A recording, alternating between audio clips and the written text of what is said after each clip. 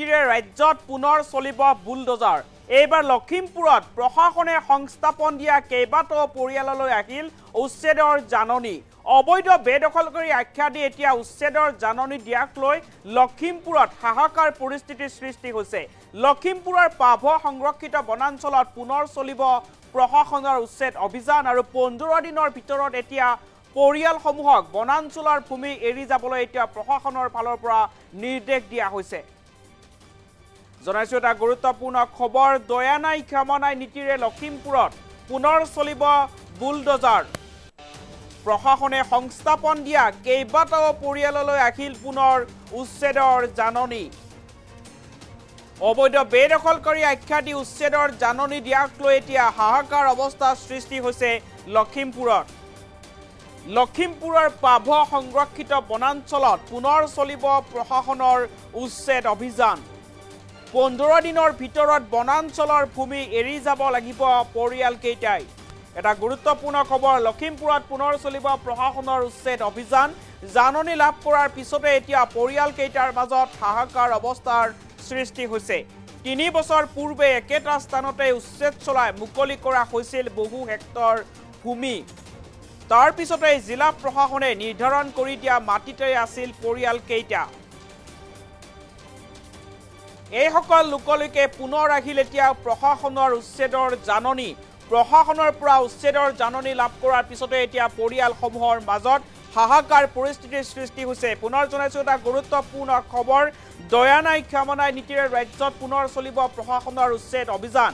এইবাৰ লখিমপুৰৰ পাভ সংৰক্ষিত বনাঞ্চলত প্ৰশাসনৰ বুলডোজাৰ চলিব আৰু অবৈধ বেদখলকাৰী আখ্যা দি উচ্ছেদৰ জাননী দিয়াক লৈ এতিয়া পাভ সংৰক্ষিত বনাঞ্চলত বসবাস কৰা এই পৰিয়ালসমূহৰ মাজত হাহাকাৰ পৰিস্থিতিৰ সৃষ্টি হৈছে। উল্লেখ্য যে অবৈধ বেদখলকাৰী আখ্যা দি এতিয়া উচ্ছেদৰ জাননী দিয়া হৈছে প্ৰশাসনৰ ফালৰ পৰা আৰু 15 দিনৰ ভিতৰত এই লোকসমূহক এতিয়া এই ভূমি এৰি যাবলৈ প্ৰশাসনৰ ফালৰ পৰা নিৰ্দেশ দিয়া হৈছে।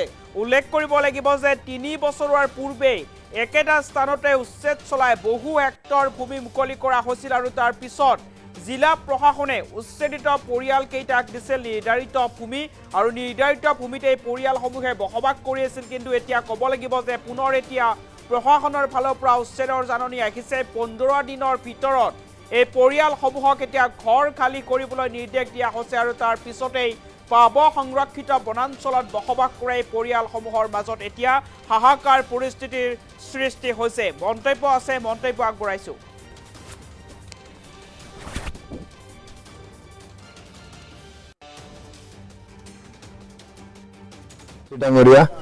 আমি পাব বনাঞ্চল থকা মানুহ, আমাক আহি পেলাই ডিচি ছাৰে আৰু চাৰ্কল ছাৰে আহি পেলাই আমাক বহিবলৈ ইয়াতে কিনে এটা ঠাই দিছিলে।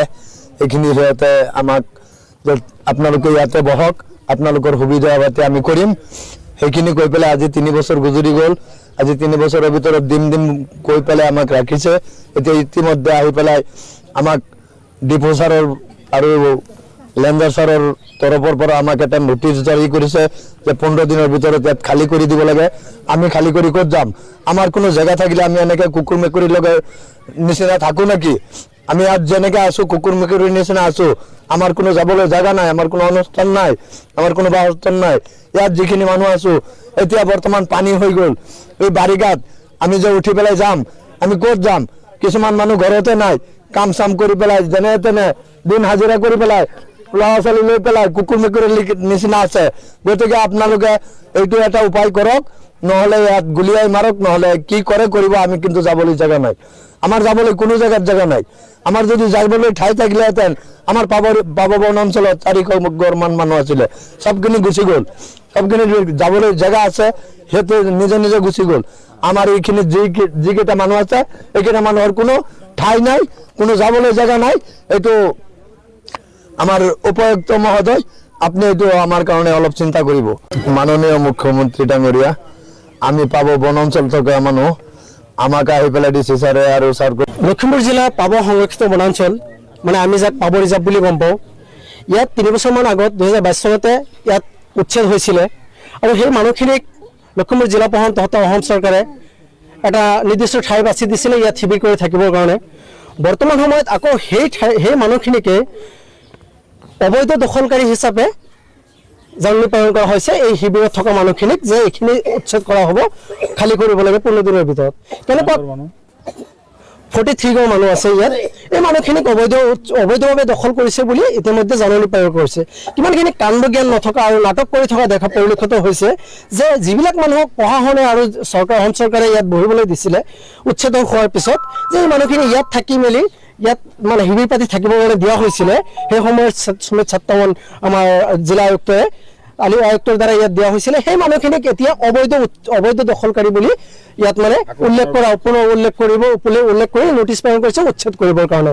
যি চৰকাৰে ইয়াত বহাইছিলে এইটো DFOৰ ফালৰ পৰা কৰা হৈছে, লখিমপুৰ হেড অফিচৰ DFOৰ ফালৰ পৰা কৰা হৈছে। ইয়াত স্পষ্টকৈ উল্লেখ কৰিছে অবৈধভাৱে দখল কৰিছে বুলি। ইয়াত অসম চৰকাৰৰ জিলা প্ৰশাসনে মানে ইয়াত ঠাই বাছি দি পেলাই ইয়াত শিবিৰ পাতি থাকিবলৈ কাৰণে দিয়া হৈছিলে। এই মানুহখিনি 200 ঘৰৰ ওপৰত মানুহ আছিলে, তাৰ পৰা 43 ঘৰ মানুহ ইয়াত বহিবলৈ দিয়া হৈছিলে, যিখিনি লেণ্ডলেছ আছিলে। সেই মানুহখিনি এতিয়া ক'ত যাব? সেই মানুহখিনিৰ লগত মানে ফুটবল খেলাৰ দৰে খেলা কৰা হৈ আছে।